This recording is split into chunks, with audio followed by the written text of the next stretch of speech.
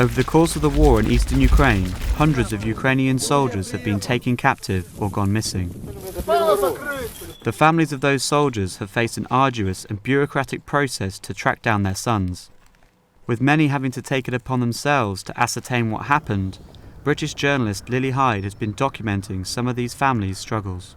So Lily, how did you start working with these families, looking for their missing family members?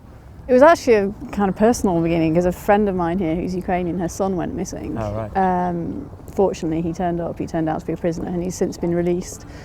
But that made me realise that it was a problem, and then the more I researched it, the more I could see that it was a huge problem. These families had nowhere to go. It wasn't clear which organisation they were supposed to go to for help. They were getting bounced from SBU to police to prosecutor, and being treated as if they didn't matter. Why were these organisations, these different government departments, so difficult with these people? I think there was no system because nobody expected a war.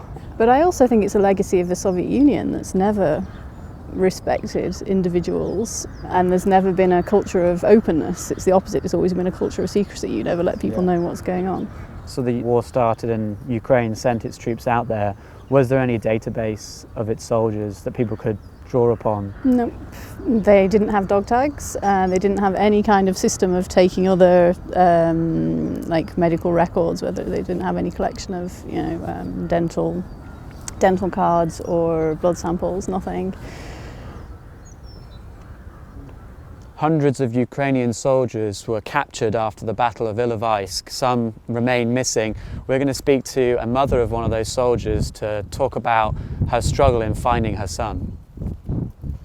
After 18 months of searching and trying to find out what happened to your son, what do you know so far?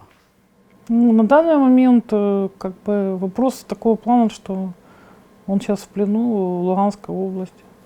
Его сейчас пытаемся достать оттуда. Я сама ездила в эти районы оккупированные, знакомилась с местными жителями, знакомилась с людьми, которые имеют какую-то информацию. Do the families of the other soldiers that were with Andrei know what happened to their sons? Да, они так же само, как и я, ищут их. Есть разные предположения. Да, то есть часть уже официально похоронена. Очень тяжело бороться, когда тебе приходят и говорят, вот это там какие-то небольшие косточки, это остатки твоего родного человека. Were you ever told that your son had been killed?